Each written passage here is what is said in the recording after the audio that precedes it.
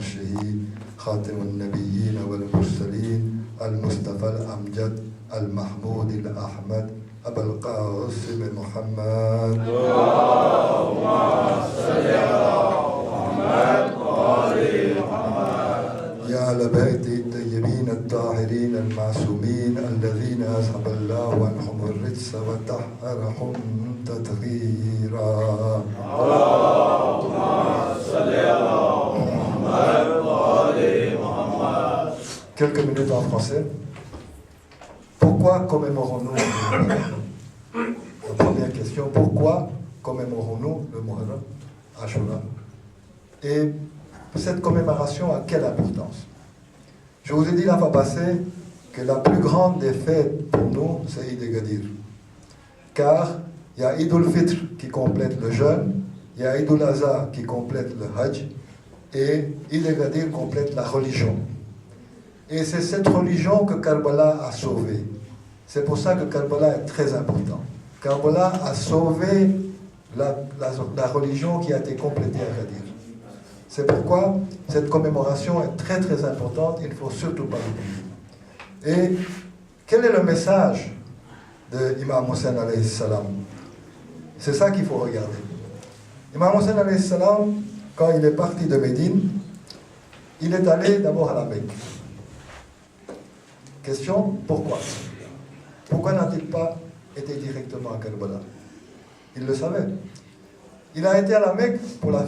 Gadir a eu lieu après un pèlerinage où il y avait tous des pèlerins, des hajis.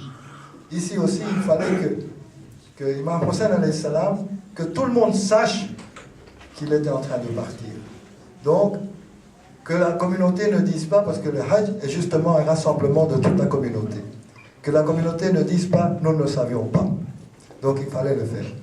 Et il quitte le pèlerinage car des gens de Koufa lui écrivaient pour venir et il avait envoyé Muslim ibn Aqil pour qui 18 000 personnes avaient donné l'allégeance. Puis ils se sont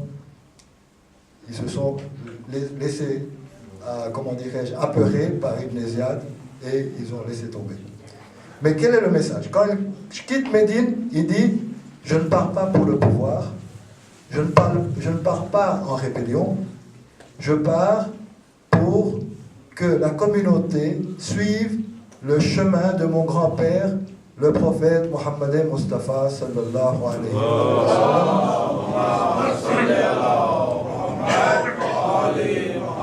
Et le chemin de mon père Ali ibn Abi Talib alayhi salam.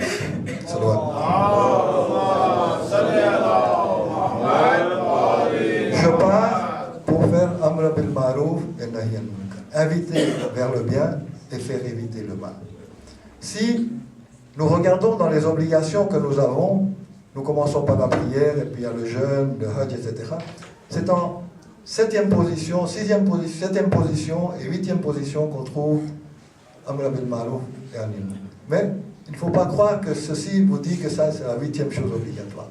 Si Amr bil Ma'ruf et Nahy al-Munkar sont en place, tout le reste se met automatiquement en place. Parce que c'est inviter au bien, on va vous dire faites la prière, faites le jeûne, faites le hajj. Donc ces deux principes sont très très importants. Inviter les gens vers le bien et faire éviter le mal. Donc il arrive à la Mecque, il quitte la Mecque, il arrive à Karbala. Quand il quitte la Mecque, déjà à Médine aussi, le message que l'on peut comprendre, c'est le suivant. Il part pour la justice et contre les oppresseurs. Ça, c'est les deux grands points de Karbala. C'est-à-dire, il faut être pour la justice et il faut être contre les oppresseurs et être du côté des opprimés. De la même façon, ce message a été transmis à Karbala. Lorsqu'il arrive à Karbala, il demande, la veille d'Ashura, il demande une trêve, donc un délai d'une nuit. Et là, ça va nous donner encore ce que Imam Hussein veut. Nous déclarons à haute voix que nous aimons Imam Hussein. Nous aimons Imam Hussein parce que le prophète l'aimait aussi et parce qu'il a sauvé la religion. Si aujourd'hui nous célébrons et nous commémorons ce rite, c'est grâce à Karbala. Donc il ne faut pas l'oublier. Mais si on aime Imam Hussein, il faut faire ce qu'il dit. Donc, il ne faut pas oublier Amr bil Ma'ruf wa Nahy anil Munkar. Mais quand il a demandé le délai d'une nuit, pourquoi a-t-il demandé ce délai? Il lui a été demandé pourquoi il demandait ce délai. En fait, il y avait deux points. Un point, c'est que Imam Hussein ne voulait pas que ça se passe dans la nuit, dans les ténèbres. Il fallait que ça se passe en plein jour, que tout le monde soit témoin de ce qui arrive. Ça, c'était un point. Mais le deuxième point, qui est très important, Imam Hussein a dit, je demande un délai de cette nuit parce que j'aime la prière, parce que j'aime les invocations, le doigt, parce que j'aime l'istighfar, demander le pardon, et j'aime lire le Coran. Alors si nous aimons Imam Hussein, il faut que chaque Husseini ait ses habitudes, qu'il soit régulier dans ses prières, qu'après les prières, et même en temps qu'il n'est pas en prière, il fasse des doigts et des invocations, qu'il demande pardon de ses péchés. Nous sommes tous des pécheurs. Donc l'istighfar, ça doit être une habitude. Bien sûr, pas une habitude avec des péchés par habitude. Il faut que les péchés ne soient pas l'habitude. Sinon, le pardon n'est pas là. Le pardon n'est valable que si on a fait un péché et qu'on demande pardon, on ne refait pas ce péché et qu'on se sent coupable d'avoir péché. Mais si on fait le même péché, ce n'est pas bon. Mais pour tous les autres péchés, il faut avoir cette habitude que chaque fois qu'on fait quelque chose, on le sait directement. Chacun sait, à ce moment-là, il faut demander pardon. Et Imam Ja'far Sadiq alayhi salam a dit que c'est une des caractéristiques du croyant pratiquant, du mu'min, que lorsqu'il fait quelque chose de mal, il demande directement pardon. Et lorsqu'il a une bénédiction, il dit Alhamdulillah. Et quand nous, toujours on parle de malheur, mais il dit en malheur ou en bonheur, il dit Inna lillahi wa inna ilayhi raji'un. Alors ça, c'est des messages. Donc, il faut que nous prenions ce message. D'abord, message de justice, message d'être du côté des opprimés et contre les oppresseurs. Et ces 4 points qu'il ne faut pas oublier. La prière, l'invocation, le doigt, l'istighfar et lire le Coran. Prenez l'habitude chaque jour. Nous, maintenant qu'on a des GSM, toutes les 2 minutes, on va regarder si on a des messages sur WhatsApp, sur Viber, etc., sur Facebook.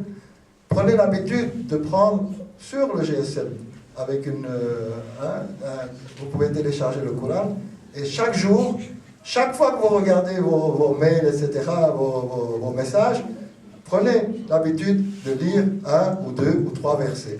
Commencez par là, et puis vous verrez, avec les traductions, vous verrez, vous allez prendre l'habitude de lire un peu plus, et à certains moments, vous allez avoir tellement le plaisir de lire ce Coran, que vous allez oublier vos mails, vous allez oublier vos messages. Et c'est ça la vie. Donc les 4 points, je vous demande de les retenir et d'essayer d'appliquer ça. Salut.